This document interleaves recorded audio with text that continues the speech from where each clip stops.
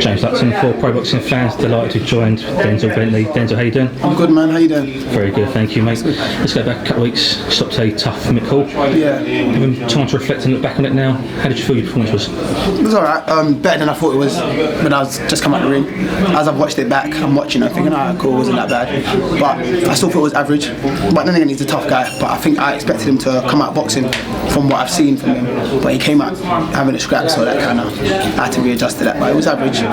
What's it like to adjust during the fight? It's nothing really new to me. I do that anyway. I feel like that's my kind of style. But the pace was a bit fast. Yeah, it wasn't that much big of a deal. It's just that when you just have a.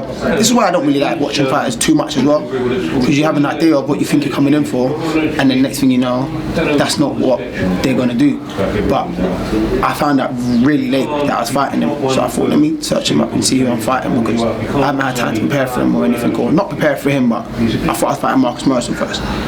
So when I got told I was fighting Mick Hall, I thought, right, let me check this guy out. Whereas other fighters I'd probably seen before or heard of before, but I hadn't seen or heard of him before. So when I looked at him and looked him up and looked at his record, I thought, oh damn, he's tough. Like, but how comes he's not spoken about? He's only lost to Jack Harmful. Like, he should be a bit further up or higher up in the rankings, at least on BoxRec.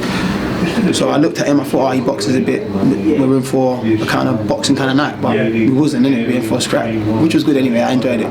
You said about adjusting during the fight, and you say you came in at a high pace. Can you slow a fight down by adjusting? Yes, you can. Well, what, me personally or in general? You personally? Oh yeah, I think I can. But from where it started high pace, I think I was landing a lot of big shots, and my corner wanted me to stay on him because they felt like even if I don't knock him out, they'll pull him out. So I tried to slow down the pace in the 5th round, and then they told me, like, what are you doing? Like, you got him out of there. But I just thought I was going 10 rounds, so I thought, slow it down, there's no need to fight this pace. But when they told me I've almost got him out of there, I thought, alright, cool. Well, they can see more than I can see outside the ring. So I put it back on him on the 6th and managed to get him out of there. During the commentary, I don't know if you heard it, there was comparisons to Howard Eastman. Yeah. Obviously, he was a good level boxer. Yeah. Do you take much notice of comparisons, or do you just try and be your own person, your own fighter?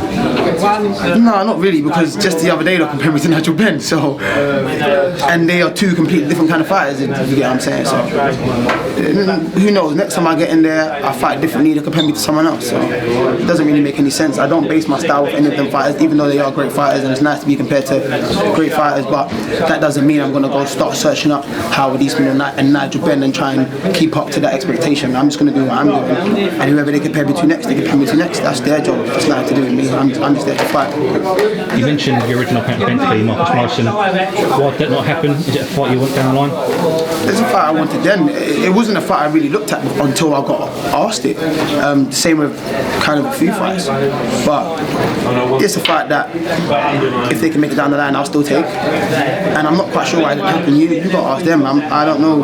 But as far as I was concerned, I was getting ready for them until they announced the show and he weren't on the poster.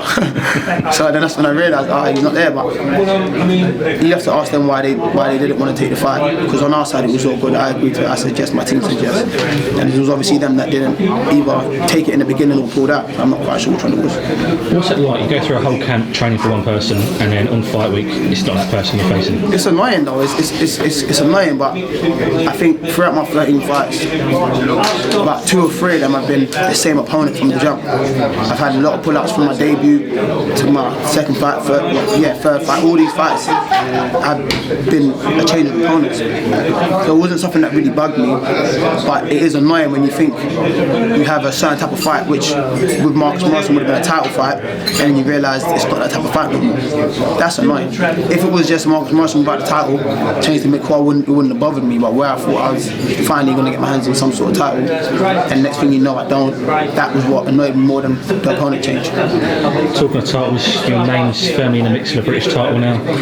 Mark Heffron keeps being mentioned alongside Joyce. Yeah. How much do you want that fight, and how easy is it to make?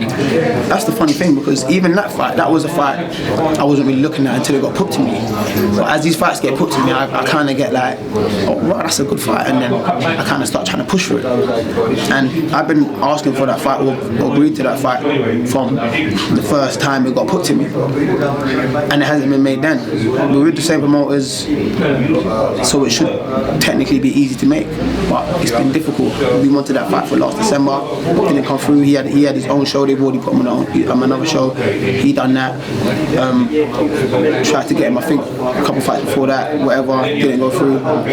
We spoke about this time, and this time it looks the most promising than any other time, because he's come back on Twitter and told me he's never turned on the fight. He bashed me up, all these kind of things. Obviously, I've said things back and stuff, and this is the time it looks most promising. But we're ready to take it. Me and my team are ready to take it.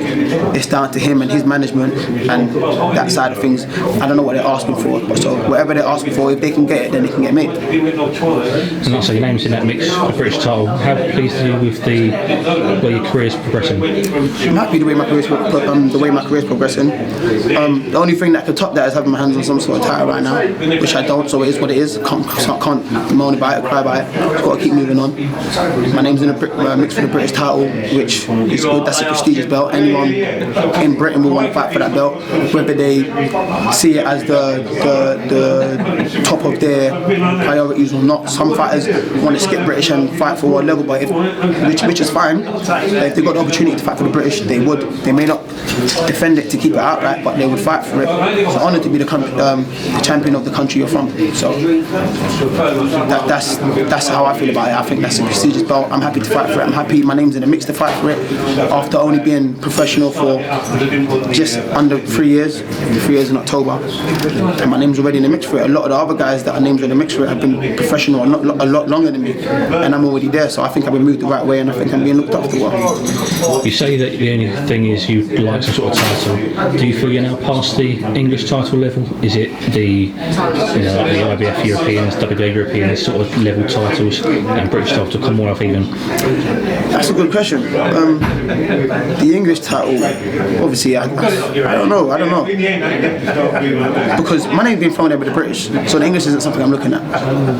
But saying I'm past that without winning any titles is a bit, you know what I'm saying? That's a bit mad, isn't it? But I believe I am. But it's not. Yeah, if my name's been thrown there with the British, then it's English not something I'm looking at. Let's be honest. But all the other titles you mentioned, like the Intercontinental titles and the European and the international titles, those belts are good belts to have. They get you in world rankings.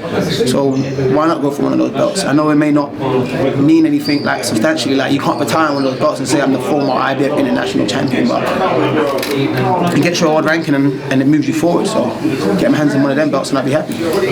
And very finally, when are you hoping to be out next? Could it be the end of card of Dubois Joyce October? And I hope so, because I meant to be on it in April, so I hope they just continue the same card and I'll be on it with a better fight now that I've had another step up in Mick Hall. I don't really want to step down again, but it depends who's available to fight, especially with all the restrictions and stuff. So hopefully I'm on that card, which will be October. If not, I think they got a next batch of behind closed doors in September, so I'll be out before the end of the year. If I'm out September, I probably can get out one more time in December, but if I'm out October, depending on the fight, hopefully I can get out December, or that might be me for the year, but either way, I'll be out this year again. Fantastic, we'll come back to see you again, Denzel, but thank you for your time speaking to Project fans. Nice one, thanks.